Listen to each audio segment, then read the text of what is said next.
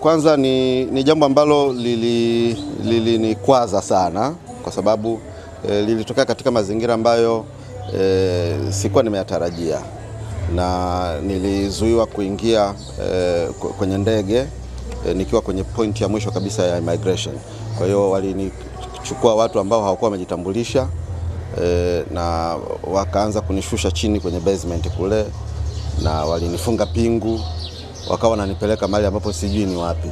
Kwa hiyo jambo lilinikwaza sana, na chama tulikuwa tuna fursa ya kwenda kushiriki mkutano ambao ulikuwa unatukutanisha na wadau wengine kwa maana ya vyama rafiki ambavyo ni vya mrengo wa kidemokrasia kupitia forum inaitwa International Democracy Union IDU, ambao mkutano unafanyika Ubelgiji. Kwa hiyo jambo lile lilifanyika kwangu, niliona lilifanyika kihuni sana, na sikuelewa intention yake mbele yake ni nini, kwa sababu walionikamata hawakujitambulisha, na walichokifanya ni kunitocha. Walikuwa wananipeleka mahali ambapo sijui wananipeleka wapi, na baadaye wakaniingiza kwenye kituo cha polisi. Taarifa zangu hazikuwa zimeandikishwa popote kwenye kituo cha polisi pale, na kukawa na utaratibu ambao sio wa kawaida wa mtu ambaye umemkamata.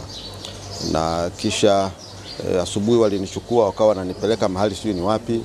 Baadaye wakaniambia wananipeleka kituo cha polisi, na ndipo baada hapo sasa taarifa zangu zikajulikana kwamba niko kituo cha polisi.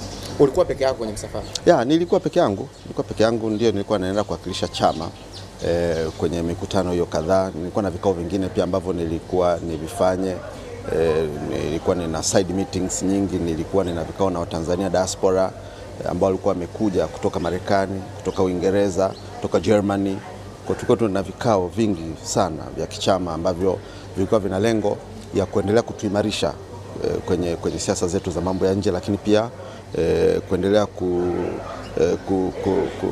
kujiimarisha na wadau wetu ambao tunafanya kazi ya siasa kwa mrengo mmoja. Kuna jambo linaendelea bila shaka, pamoja kwamba mnakwenda kujifungia, lakini bado kuna maswali watu wanajiuliza kuhusu operation yenu ya no reform no election katika kipindi hiki ambacho inawezekana mkawa mna, licha ya kwamba hotuba makamu mwenyekiti toka, lakini ukweli usiopingika kwamba mmepoteza rasilimali kubwa ya maelfu ya wanachama.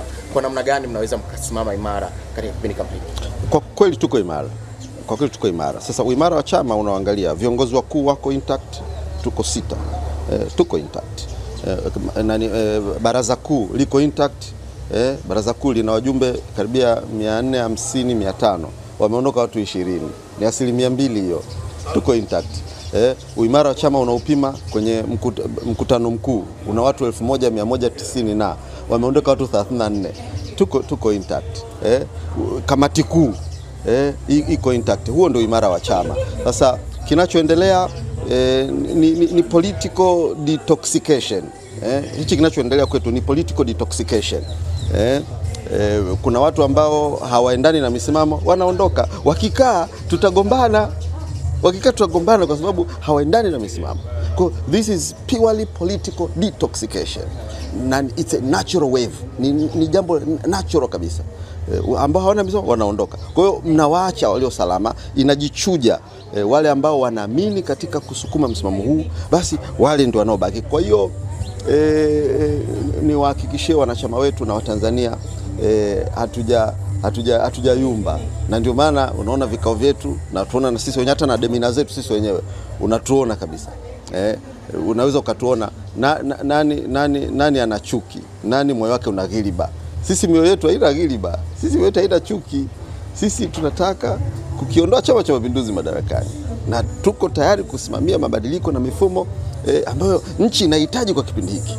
Kwa hivyo Watanzania wapime wenyewe, waone nani ambaye moyo wake umejaa ghiliba na chuki.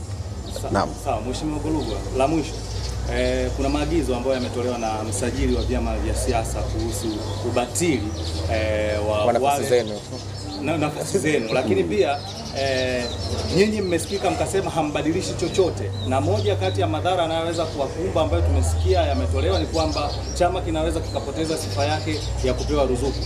Hili unalizungumziaje, na mpaka hapa tunapoongea, ina maana nyinyi mpo kwenye nafasi zenu kibatili kwa mujibu wa msajili wa vyama vya siasa. Hilo unalizungumzia vipi? Ya, kwanza niseme tulipokea barua kutoka kwa msajili na barua ile ilikuwa imegongwa muhuri wa siri na ikiwa addressed kwa katibu mkuu, na mimi nilikuwepo siku ambayo wameletwa barua, kwa hiyo nilipokea.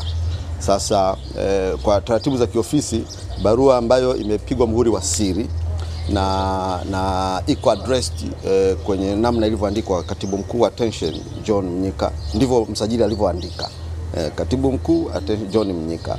Kwa hivyo ilibidi kusubiri katibu mkuu aje mwenyewe, na barua ile sasa leo ndio itajadiliwa kwenye kikao cha kamati kuu hii. Sasa huo ubatili ndio tutajadili hapa, lakini msajili amemwandikia Mnyika, amemwandikia katibu mkuu John Mnyika, huyu katibu mkuu huyu. Kwa hivyo tutayazungumza kwenye kikao cha kamati kuu, lakini uchaguzi wetu wa Tanzania waliuona bwana kwenye television. Uchaguzi wa kihistoria ambao umesifiwa na dunia nzima, ulikuwa wa wazi, kila kitu kilikuwa fair, na tutayajadili kwenye kamati kuu, na baada ya kamati kuu hii basi tutatoa uchaguzi ulikuwa fair na wa haki. Lakini moja katika hoja za Mchome ni wale wajumbe ambao walikuwa hawahusiki kuonekana wakipiga kura, na hilo Mchome anasema hamjawahi kumjibu, na amewamention kabisa ni moja kati ya Askofu Mwamakula, Askofu Mapinduzi. Anasema yeye aliwaona kwenye video wakinyosha mkono kuthibitisha viongozi ambao mlikuwa mkichaguliwa, na anasema hiyo hoja mpaka sasa bado hamjaijibu. Upi ukweli wa hilo? Ya, sasa tulikuwa na mawasiliano na ofisi ya msajili kwa barua ambazo alikuwa anatuandikia na Mchome mwenyewe. Haya majibu yote tumeshayajibu, na orodha ya wanachama wajumbe wa vikao, hao watu hawapo kwenye orodha, hawapo. Vikao huwa watu wanaalikwa, hata nyinyi waandishi wa habari mlikuwepo kwenye vikao, watu wanaalikwa na ni utaratibu wa kawaida. Sasa unachoangalia ni kwamba je, huyu mtu jina lake kwenye orodha lipo? Ukija kwenye orodha ya wajumbe hutakuta jina la Mwamakula, hayupo.